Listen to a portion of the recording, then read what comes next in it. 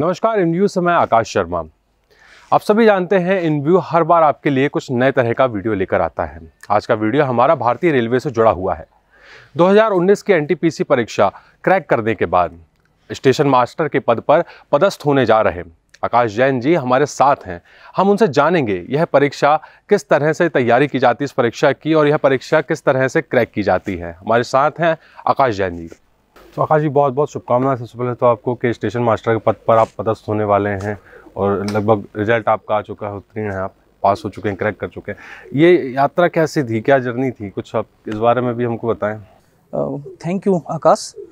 सफ़र की शुरुआत होती है, मैं रहने वाला ग्राम पंचायत हरदोली कॉलोनी बरगी नगर का हूँ। सामान्य सा परिवार है। वहाँ पे मेरी शिक्षा होती है। 1 से 10वीं क्लास तक सरस्वती शिशु मंदिर में पढ़ाई करता हूँ। उसके बाद 11वीं और 12वीं क्लास मैंने मैथ साइंस ली हुई थी और मैथ्स ठीक ठाक था, मेरा शुरू से ही अच्छा था। तो 11वीं और 12वीं सरकारी स्कूल से मेरी पढ़ाई हुई है।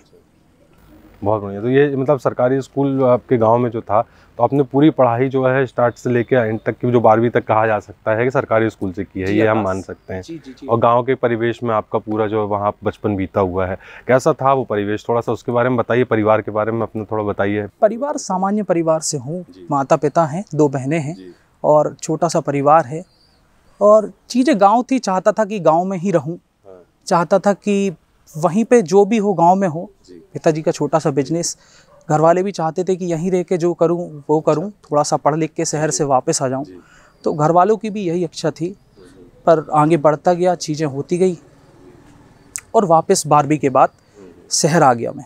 अच्छा, तो ये 12वीं के बाद शहर आना, मतलब अभी जैसा आपने बताया पिताजी का बिजनेस था, तो 12वीं के बाद तो मैक्सिमम जैसे घर में बिजनेस होता तो बिजनेस भी संभाला जा सकता था।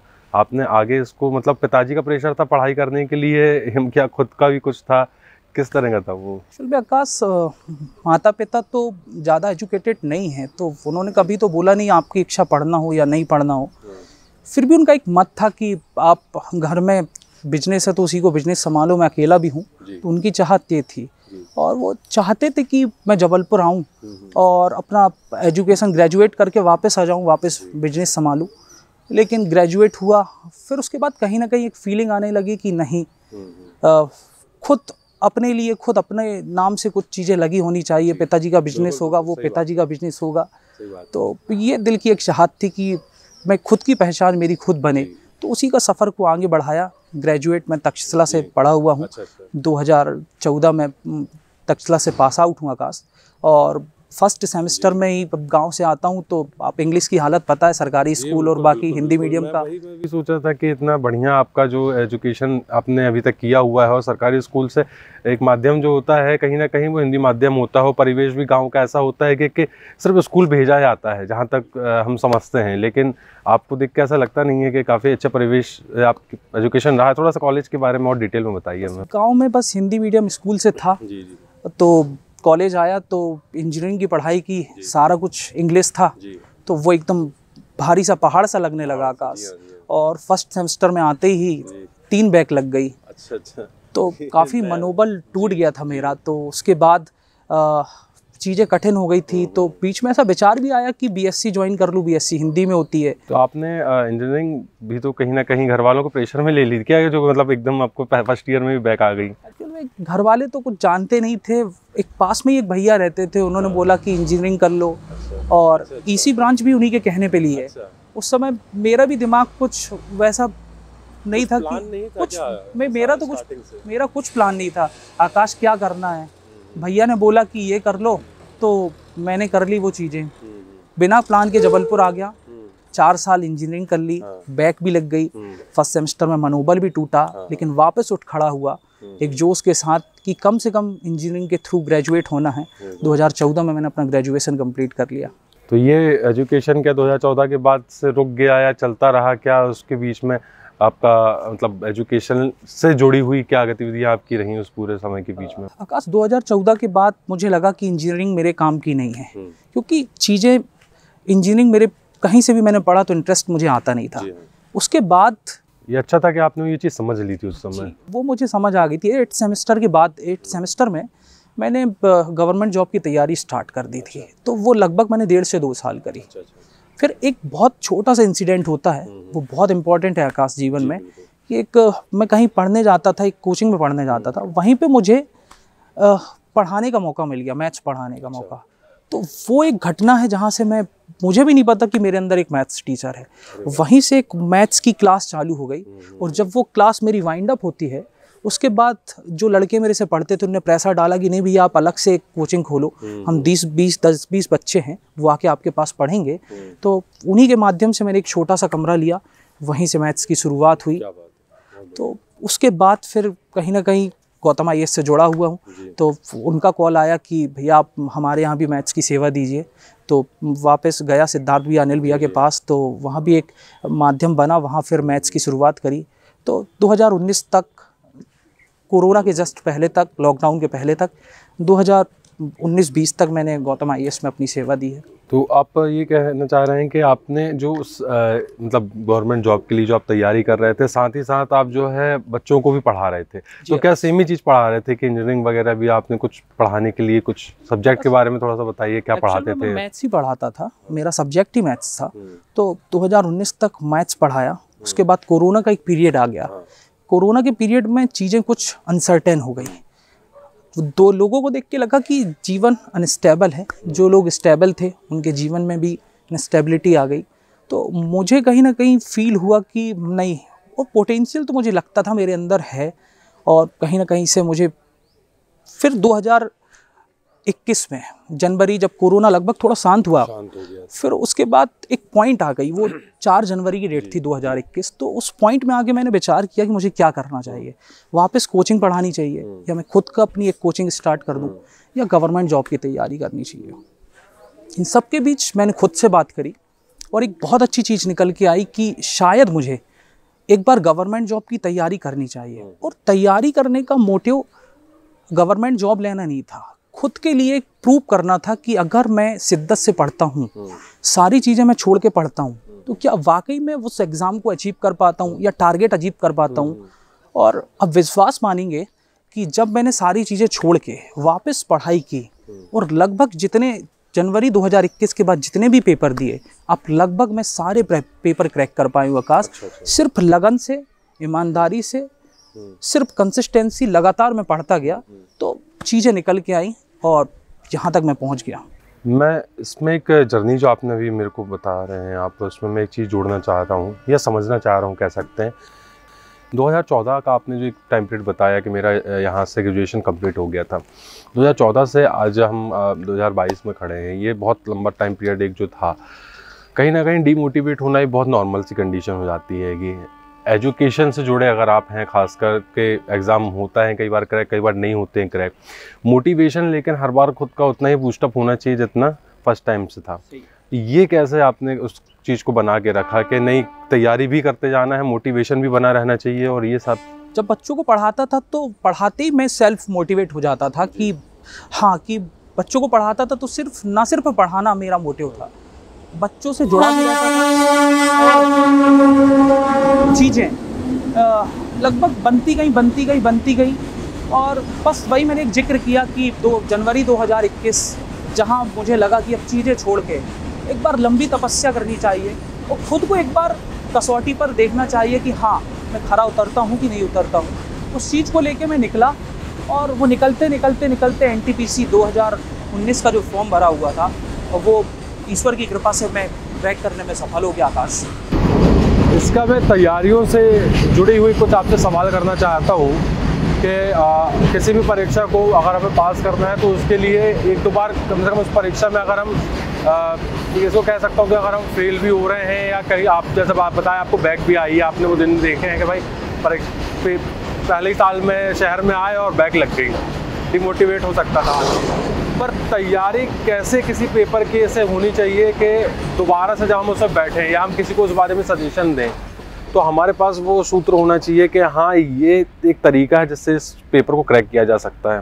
पेपर क्रैक करने का जस्ट एक सिंपल सा तरीका है कि यदि आप गवर्नमेंट जॉब की तैयारी करने, आपको पता है कि लाखों लोग आते हैं, इम्पॉर्टेंट लाखों लोग आते हैं, लेकिन लास्ट में आप देखेंगे तो कुछ ही लोग बचते हैं। मेरा अपना मानना है कि यदि आप गवर्नमेंट जॉब की फील्ड में तैयारी करने के लिए आते हैं तो अपने आप को मजबूत करके आइए, कि कम से कम 2 से 3 से 5 साल लग सकते हैं। और समर्पित होकर जब हम चीज़ें करेंगे, और आप विश्वास मानेंगे कि आप कितने भी पढ़ने में वीक हों, लेकिन यदि आपका हौसला है, यदि आपको लगता है कि हाँ आप लगातार चीज़ों को करेंगे और आप सही में वास्तविकता में यदि गवर्नमेंट जॉब चाहते हैं, तो मैं बोलना चाहूँगा अपने साथियों से कि आप शिद्दत से लगिए और विश्वास मानिए कि आप कितने भी पढ़ने में कमज़ोर हों, ज़रूर आप क्रैक करके निकलेंगे।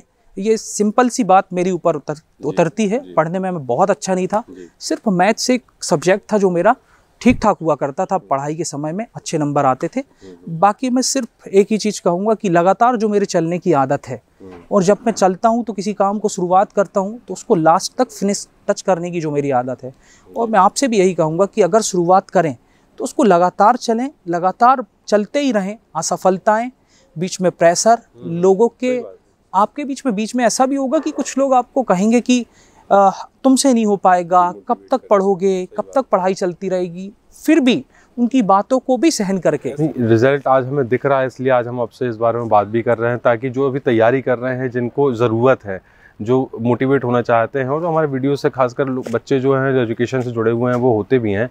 मैं इसमें एक जानकारी आपसे और ऐड करवाना चाहता हूँ कि कहीं ना आज हमारे पास एक पर्टिकुलर कंडीशन है, जॉब की कंडीशन है, लेकिन क्या सेवाएं आप देना चाहते हैं यहाँ पे आके? देखिए, एक जॉब पाना बस सब कुछ नहीं होता है। आप कहीं ना कहीं पे अगर कल ज्वाइन कर रहे हैं तो कुछ सेवाएं भी तो आप देना चाह रहे होंगे। क्या आपका विचार है उस बारे में? आकाश, स्टेशन मास्टर सिलेक्ट होने के बाद मेरा अपना विचार है कि भारतीय रेलवे के माध्यम से मैं कहीं ना कहीं देश को, एक रेलवे को माध्यम बना के देश सेवा तो होगी ही, और मैं देश सेवा करूँगा। पर मेरा अपना एक पर्सनल विचार भी है कि यदि मुझे कोई स्टेशन मिलता है और आसपास में जो गरीब बच्चे हैं उनको मैं कहीं ना कहीं इकट्ठा करके अपने सरकारी नौकरी के समय के अलावा जो समय बचेगा उसमें मैं बच्चों को पढ़ाना चाहता हूँ, उनको सेवा देना चाहता हूँ। घंटे, 2 घंटे, 3 घंटे जो भी हो, उनको लेवल उनका बढ़ाना चाहूँगा, उनको पढ़ाना चाहूँगा। ये मैं अपनी नौकरी के साथ में ये चीज़ें इंक्लूड करना चाहूँगा आकाश। ये मैं इंक्लूड करूँगा तो मुझे लगता है कि शायद मेरी नौकरी के साथ साथ जो मैं शिक्षक था, वो शिक्षक भी मेरे अंदर लास्ट तक जीवित रह पाएगा। और शिक्षक कभी मरना भी नहीं चाहिए, क्योंकि शिक्षा एक देने वाले व्यक्ति कम होते हैं। जो आप दे रहे हैं, बहुत अच्छा आपका एक कॉज चल रहा है। ये मैं इसमें आकाश जी एक छोटी सी जानकारी आपसे और चाहता हूँ, जो हमारे खासकर बच्चों के लिए बहुत ही ज़रूरी है। सब्जेक्ट चॉइस होना, सब्जेक्ट का एक चॉइस होता है कि मेरे, जहाँ तक अगर मैं सही हूँ तो मुझे आप बताइएगा, अगर गलत हूँ तो मुझे सही कीजिएगा। सब्जेक्ट चुनना, आप अगर कोई भी आपने आज एनटीपीसी का एग्ज़ाम क्रैक किया है, अगर कोई दूसरा भी एग्ज़ाम हम कर रहे होते हैं, जैसे आपने बताया कि बहुत सारे एग्ज़ाम आपने बीच में इसके अलावा भी आप पास कर चुके थे, सब्जेक्ट चॉइस करना कितना डिफ़िकल्ट होता है। कई बार जैसे आपने बताया कि लोग बताते हैं तो हम कर लेते हैं, जो ऐसा आपने भी किया था। क्या लोगों की सुनना भी उतना ही ज़रूरी है जितना खुद की सुनना ज़रूरी है? जनरली होता क्या आकाश, उस स्टेज में डेवलप नहीं हो पाता माइंड, चीज़ें खुद को नहीं समझ आती हैं, तो हम किसी की भी, या हमारे आस पड़ोस में, या जो थोड़ा सा ठीक ठाक होता हम उसकी बात में लग जाते हैं। तो पहली कोशिश होनी चाहिए कि हमारा जिस चीज़ में भी इंटरेस्ट है, जैसा भी इंटरेस्ट है, चाहे वो चीज़ छोटी हो या बड़ी हो, हमको अपने इंटरेस्ट को ही फॉलो करना चाहिए यदि हमको सक्सेस तक पहुंचना है। तो आकाश जी, एक रेलवे से जुड़ा हुआ मेरा एक सवाल भी था आपसे। ये मेरे को मेरे एक परिचित के थ्रू पता चला था कि कर्मचारी जो रेलवे के होते हैं, जो भी वहाँ पे अपनी सेवाएं दे रहे हैं, उनको जो सुविधाएं मिलती हैं, स्वास्थ्य सुविधाएं उदाहरण के रूप में, तो वो स्वास्थ्य सुविधा में उनके माता पिता जो हैं वो इंक्लूड नहीं होते हैं। मतलब जो सुविधाएं उनको दी जा रही हैं, उनकी अगर कर्मचारी जैसे आप हैं तो आपकी पत्नी इंक्लूड होंगी, उनके बच्चे इंक्लूड होंगे, लेकिन माता पिता को उससे थोड़ा सा दूर रखा जाता है। ये सरकार का क्या सही नियम है? मैं जानना चाह रहा हूँ। मैंने ये ऐसा रूल है रेलवे की तरफ से, और मैं रेलवे से रिक्वेस्ट करना चाहूँगा कि ऐसा रूल है कि माता पिता इंक्लूड नहीं होते हैं रेलवे की मेडिकल फैसिलिटीज़ में। वास्तविकता में हमारी जर्नी जो शुरुआत होती है और यहाँ तक हम सिलेक्ट हुए हैं, वहाँ पे अगर किसी का सबसे बड़ा योगदान है वो हमारे माता पिता ही होते हैं। उनके द्वारा ही, उनके परिश्रम के द्वारा ही, उनकी मेहनत के द्वारा ही हम यहाँ तक पहुँचे हैं। तो रेलवे से एक हम्बल रिक्वेस्ट है कि हमको शामिल करते हैं, पत्नी को और बच्चों को शामिल करते हैं, ये बहुत अच्छी बात है, लेकिन एक बहुत हम्बल रिक्वेस्ट है कि यदि हमारे माता पिता भी अगर मेडिकल फैसिलिटीज़ में शामिल होते हैं तो ये सोने में सुहागा होगा। बाकी रेलवे की फैसिलिटीज़ आपको पता है, जॉब पता है आपको कि रेलवे की जॉब बहुत शानदार जॉब है और फैसिलिटीज़ भी सारी शानदार हैं। जहाँ मेरे को थोड़ी सी दिक्कत लगी वो आपने चर्चा ही कर ली, मैं चर्चा करता, आपने उसके बारे में ही बात कर लिया। जी बिल्कुल आकाश जी, बहुत ही शानदार तरीके से, जैसे अभी सेवाओं की बात की आपने, शानदार सेवा है, मेरे ख्याल से इंटरव्यू काफ़ी शानदार जा चुका है। बहुत लगभग आपसे मैंने सारी जानकारियाँ यहाँ पर प्राप्त कर ली हैं और हमारे दर्शकों को भी लगभग जो वो जानना चाह रहे थे वो उस सभी के बारे में जानकारी मिल चुकी है। जो विद्यार्थी हमारे इस वीडियो को देख रहे हैं उनको भी काफ़ी हद तक उनकी सारी समस्याओं के समाधान इस वीडियो के थ्रू मिल चुके होंगे। सो मैं बहुत बहुत धन्यवाद देना चाहता हूँ आकाश जी आपको कि आपने अपना समय निकाला और हमारे साथ जुड़े, इनव्यू के साथ जुड़े। आप जो हमारे दर्शक हमें देख रहे हैं, अगर उन्हें ये वीडियो पसंद आ रहा है और इस वीडियो से अगर उन्हें कुछ इन्फॉर्मेशन मिल रही है और वो चाहते हैं कि इन्फॉर्मेशन और आगे बढ़े, तो हमारे इस वीडियो को प्लीज़ शेयर करें, लाइक करें और हमें नीचे कमेंट में ज़रूर बताएं कि अगला वीडियो आप किस तरह का हमारे साथ देखना चाहते हैं। तब तक के लिए हम सभी को इजाज़त दें। नमस्कार।